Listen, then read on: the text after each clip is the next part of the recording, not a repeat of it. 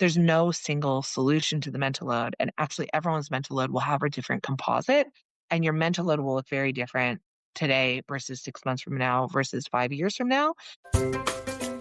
Welcome to the summer edition of the Working Mama podcast. This series is called Reflect. I'm bringing out different episodes that I think that have real gems of gold and want to share them to help you kickstart 2026. But if you're listening to this at any other time, they are really great episodes. Today's episode, I'm speaking with Dr. Leah Ruppaner. She spoke with us about the mental load, and there's so much that we all feel so heavy, even still at the start of a new year. So I really wanted to share this episode with you. Let's get into it, and I hope you enjoy it.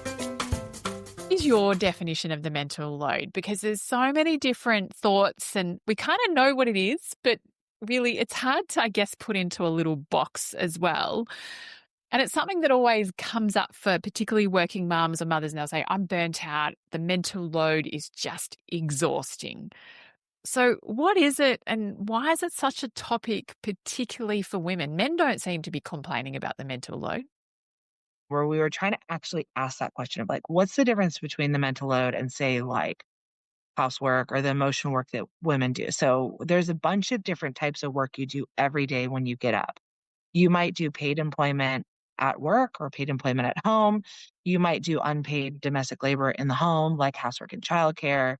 You might do some emotional labor. So academics have talked about all these different types of labor that we do, right? You might do some emotional labor where you're either creating a kind of an emotion in yourself that you have to present to the world. You're bringing it into your workplace. You're bringing it with your family. Kind of like when you have to push your feelings down and mask and still show up in a way that's positive. Sometimes you shouldn't push your feelings down, but sometimes you have to. And emotional labor of like kind of checking in on people, making sure the emotional tempo is okay. And then there's this thing called like cognitive labor and the mental load. And one of the arguments that cognitive labor is like, sorry, the professor is still in. Just give me one more minute on this. And cognitive labor is like thinking work. It's this, and you can do cognitive labor everywhere, right? Like you can do cognitive labor for your family, you can do cognitive labor at work, and you might do some of this stuff in different domains. And so we wrote this article that was published in 2019 where we basically said the mental load is really when you have that that thinking work that you're doing that's highly emotional. And that's why it feels so heavy. Like it's that emotionality of it that makes it feel really, really heavy and burdensome. And so, yeah, you can be, and I think this is why some of the solutions that we have are some of the solutions that families deploy, in particular for the domestic mental load, is like, yeah, we can have a shared calendar and we can have a shared list, but somehow the mental load doesn't disappear. No. Well, yeah, because you're solving the cognitive labor question, right? Like you're solving that's on the like, cognitive side. Yep. Yeah, you don't have a mental load solution. You actually have a cognitive labor solution. And the reason why the mental load is so pernicious, I think, and I'm trying to really get this with the data, but I think the mental load is that kind of precursor to burnout. Like it's like your mental load spikes and then it is a contributor to burnout, is because it's emotional and it's emotional for mothers. So it's emotional. I won't say just but it is emotional for mothers. We've done interviews of about 150 parents, men and mothers and fathers, but it has this emotionality piece that I think is why it can be so draining. One of the things, I'll just talk about one more research project that we did. So that was like a theoretical piece where we were saying like, hey, this is what's going on is you're doing all these different types of labor. And sometimes you're doing cognitive labor and maybe that's really easy to share with your partner or not. I don't know, question mark. But sometimes that might be easy for you because you can knock it off your list. Sometimes you're doing the emotional labor, checking on the family, right? Making sure, checking all that. But it's when you do that thinking work, that cognitive labor that's emotional, that's where you're having the mental load. We don't have a good measure of it and we're trying to capture it. What do you do? And the thing with the mental load is two people might be doing it simultaneously, right? You actually could have two people carrying the same mental load. So it's not like in the family, your mental load is going to be 50-50. Very, very rarely are you duplicating maybe housework, although sometimes in our interviews we hear parents saying that they are. A woman will go back in and rewash the dishes if their husband or partner hasn't done it right. Like knock that off. That's a duplication of labor. Wow. Yep. But the mental load, everyone can be carrying it. Two people can be carrying it simultaneously. So you could actually have duplication in the mental load and not even know you do. So the reason I'm saying this is we found that actually out of the tasks that we asked people about, women carried 70% of them and men carried 40. And so Mm. this is again this indication like part of the reason why mothers are feeling so burnout, I think it's two things, right? Like it is that emotional element that is emotional, and they are carrying a heavier load, especially around kids and then in the domestic area. They just are. That's shown in a range of different studies.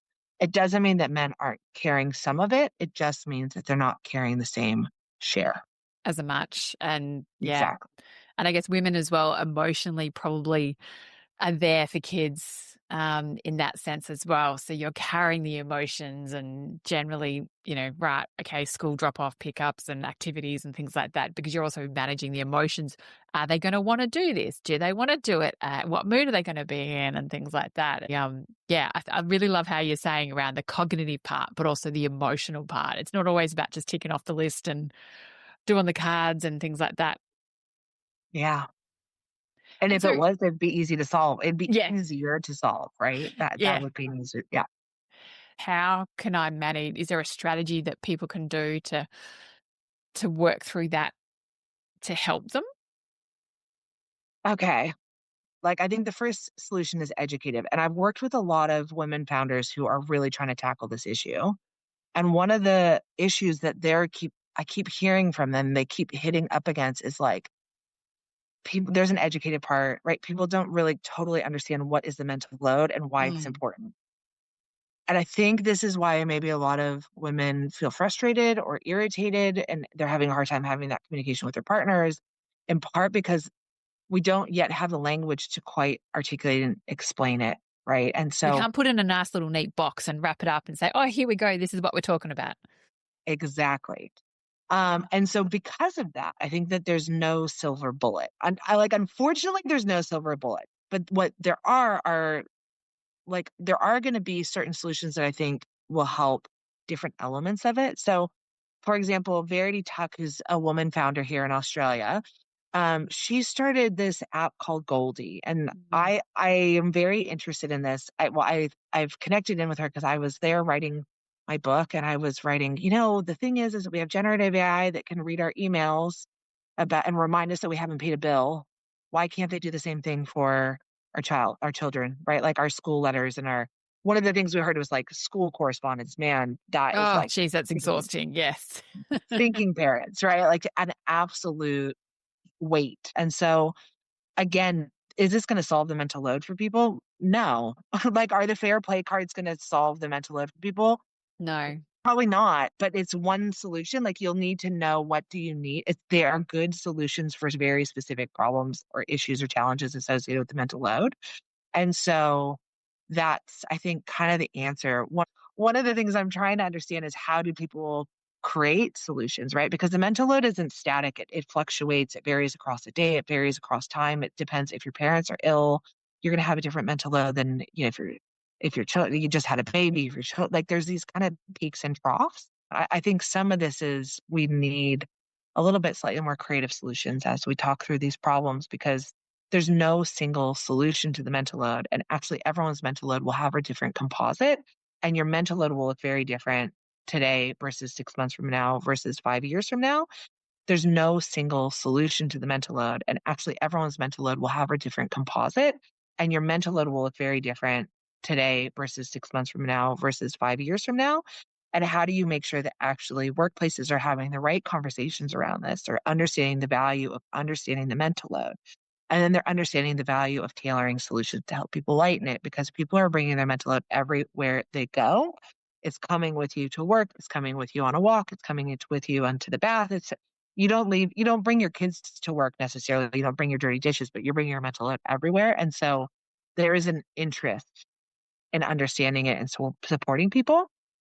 And unfortunately, because it's so complex, there's no one single solution. No. And that's going to be the hard part.